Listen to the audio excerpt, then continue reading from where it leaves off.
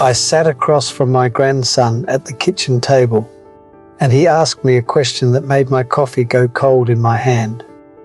"Grandpa, if you lost everything tomorrow, if you had $0, no house, no stocks, nothing, could you actually build it all back?" I didn't answer right away, because the truth is, I already know what I'd do. I lived through a version of that question once, back in 1979, when I actually did have zero. Less than zero, really, if you count what I owed. And for a long time I told myself that comeback was luck, that I got a good break at the right moment and rode it. But sitting there looking at my grandson's face, I realized something I'd never said out loud to anyone. It wasn't luck. It was a very specific set of decisions made in a very specific order. And most people get that order backwards. That's the part that cost me years I didn't need to lose. I was 26 years old when the bank called in a loan I couldn't cover. I had a small hardware store, a wife who was 6 months pregnant, and a checking account with $11 in it. I remember counting it twice because I didn't believe the number the first time. The easy thing to tell you would be that I panicked and made some brilliant move that saved everything. That's not what happened. What happened is I made 3 mistakes in a row that first month, mistakes that nearly buried me for good, before I stumbled onto something that changed the direction of the next 50 years of my life. My grandson doesn't know about those 3 mistakes yet. Most people watching this don't either, because they're the kind of mistakes that look smart in the moment. They feel responsible. They feel like the safe choice. And that's exactly why they're so dangerous. If I really did start today, in 2026, with nothing, I wouldn't touch a single investment app for the first 90 days. I wouldn't open a business. I wouldn't even think about my income. I'd do something else entirely first, something almost nobody talks about, and it has nothing to do with money at all. I know that sounds strange coming from an old man who's supposed to be telling you how he built wealth, but stay with me, because the order of operations is the whole story. Get it backwards, like I did at 26, and you can work harder than anyone you know and still end up further behind 5 years later. I found that out the hard way. I'd rather you not have to. He called it getting square before getting rich. I didn't have a name for it at 26. I just stumbled into it out of desperation. The first mistake I made that month was trying to fix the money problem with more money. I went to a second bank, then a third, looking for a loan to cover the loan. Nobody in this town would touch me, so I drove 40 minutes to a lender who didn't know my name yet. He gave me the money. It felt like relief for about 11 days. Then it felt like drowning with a rock tied to my ankle, because now I owed 2 people instead of 1. And the payments came due on different weeks, which meant there was no week without a payment coming due. The second mistake was pride. My father-in-law offered to help. Not a loan, just help, the way family does. I told him we were fine. I said it standing in his driveway, wearing a coat with a hole in the pocket, and he looked at me like he knew exactly how not fine I was. I turned him down because I couldn't stand the idea of my wife's father seeing me as a man who needed saving. That pride cost me almost a full year I didn't have to lose. The third mistake was the quiet one, and it's the one that still bothers me most. I stopped telling my wife the real numbers, not lying exactly, just rounding, softening, letting her believe we had 6 weeks of breathing room when we had closer to 2. I told myself I was protecting her, What I was really doing was carrying the whole weight alone, in the dark, which meant if I fell alone too. It was a Tuesday night, dishes done, baby coming in 12 weeks, when she finally sat me down and said, "Show me the real number." Not asked, said it like a woman who already suspected. I remember my hands were shaking when I slid the ledger across the table. She didn't cry. She didn't yell either. She looked at the number for a long time, and then she said something I've repeated in my head for almost 50 years now. We can't fix what we won't look at. That's the 90 days I mentioned, not 90 days of hustling, 90 days of looking. We wrote down every dollar coming in and every dollar going out, every single day. No rounding, no softening. We told her father the truth, and he helped, and I let him, and it nearly broke something in my chest to say yes to it. We stopped the second loan from ever compounding into a third, and somewhere around week 6 of just looking clearly at our situation, without trying to fix it yet, I noticed something I'd been too panicked to see before. There was almost $80 a month leaking out of our life in places we didn't even remember agreeing to. That $80 didn't make us rich, but it was the first money I ever controlled on purpose instead of just chasing. And control, it turns out, is a different thing entirely from money. I wouldn't understand how different for another 2 years. The turning point didn't come from the hardware store recovering.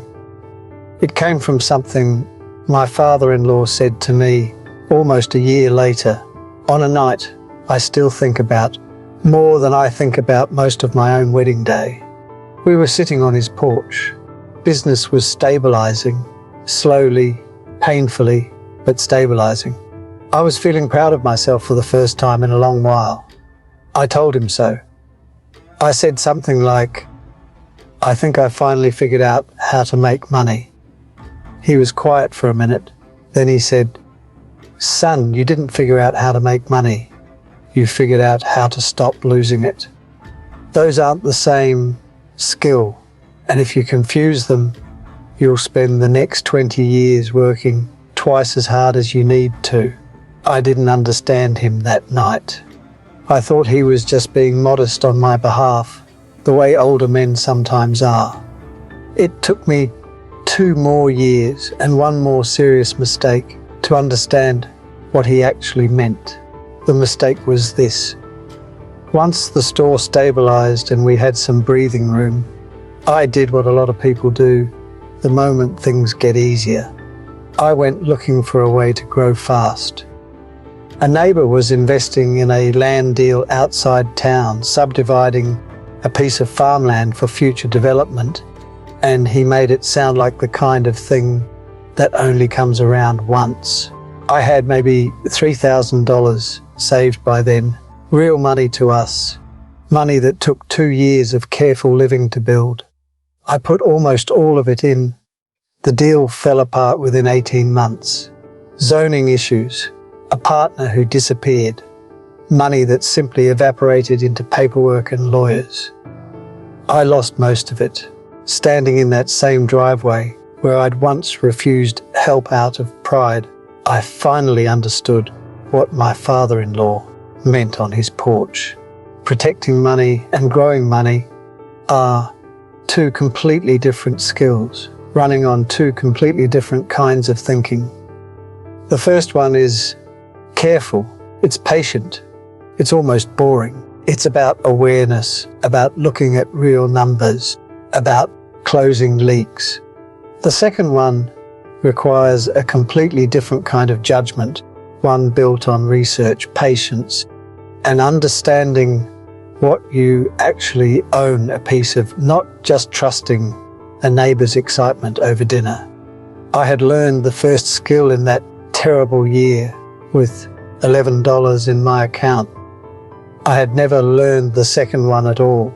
I had simply gotten lucky that My recklessness hadn't cost me more the first time. This time it did. What changed after that land deal wasn't my income. It was my questions. Before I moved a single dollar into anything again, I started asking 3 things every time. Out loud, sometimes even writing them down, like a checklist taped inside a drawer. What do I actually own here? What happens to my money if this fails completely? And can I explain this to my wife in one sentence she'd actually understand? That land deal failed all 3 tests, and I hadn't asked a single one of them beforehand. I was 29 years old, and I finally understood why my comeback from zero hadn't been luck. It had been the 90 days of looking honestly at the truth. What I still needed to learn was how to build on top of that foundation without letting excitement replace judgment again. The next decade taught me that lesson slowly, the way most real lessons get taught. Not in one dramatic moment, but in 100 small decisions that started to add up. After the land deal, I went back to something almost embarrassingly simple. I kept the store running, kept living below what we made, and instead of chasing one big move, I started putting a small amount away every single month into things I actually understood, not exciting things. A savings account first, until we had real breathing room, 6 months of expenses sitting there doing nothing exciting at all. Then slowly, into a handful of well-known companies, I could explain to my wife in one sentence the way I'd promised myself I would. It felt too slow. I won't pretend it didn't. There were months I watched other men in town make fast money on things I didn't understand, and I felt like I was standing still while the world moved past me. My pride, the same pride that once kept me from accepting help in a driveway, whispered that I was being too cautious, too old-fashioned, too slow. But I kept asking those 3 questions. What do I actually own? What happens if this fails completely? Can I explain it simply? And slowly, without any single dramatic win, the boring approach started to compound in ways the exciting approach never had. By the time I was in my early 40s, the store had grown into 2 locations, not because of some brilliant expansion strategy, but because we'd built enough of a cushion that when a second location became available at a fair price from an owner who was retiring and just wanted a decent buyer, I could actually afford to say yes without gambling everything again. I bought it in cash.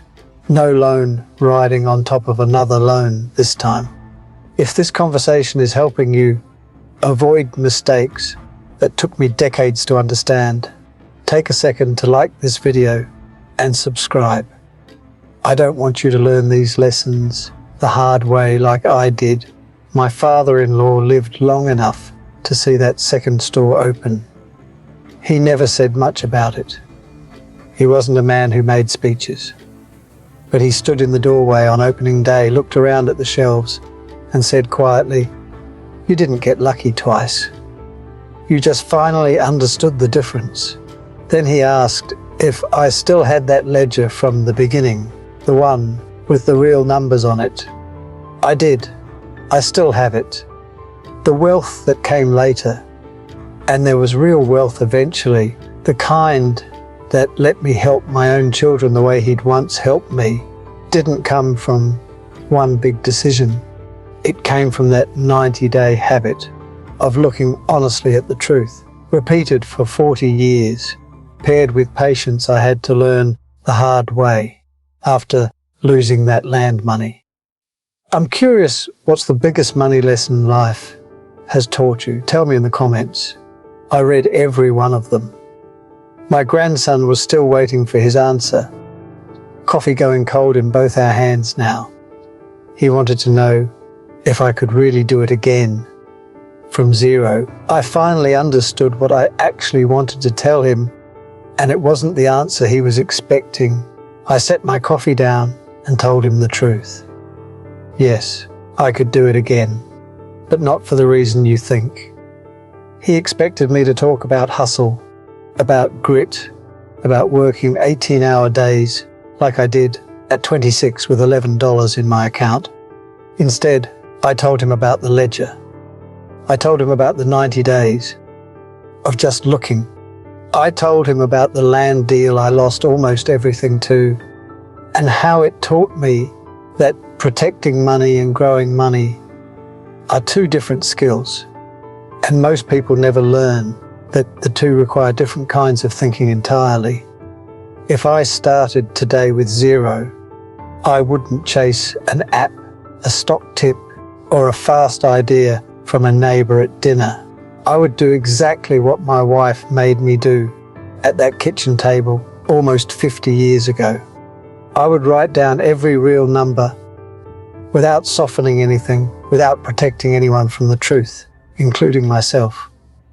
I would find the leaks first. Then, once I had 6 months of breathing room sitting quietly behind me, I would ask 3 questions before every single dollar moved anywhere.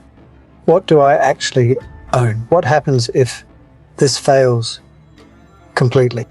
Can I explain it in 1 sentence to someone I love? That's it.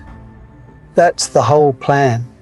It isn't exciting, it never was. But excitement was never what built anything that lasted in my life. The land deal was exciting. The 90 days of honest looking was not. Only one of them still exists in my life 50 years later. My grandson sat with that for a long moment. He looked disappointed, honestly, the way young men often are when the real answer isn't as dramatic as they hoped. I remember feeling exactly the same way when my father-in-law told me the same kind of thing on his porch all those years ago. Then he asked me one more question. Grandpa, if it's that simple, why doesn't everyone do it? I thought about the $11. I thought about the pride that almost cost me my marriage honesty. I thought about the land deal and the ledger and the 90 days. Because looking at the truth is the hardest thing money will ever ask of you, I told him. Everything after that is just patience. He didn't say anything else. He just nodded slowly, the way people do when something lands somewhere deeper than agreement. And I sat there thinking about that 11-year-old boy who would grow into the man across from me one day, hoping that when his own version of zero found him, and it will find everyone eventually in some form, he'd remember that the comeback was never about the money at all. It was about being willing to look,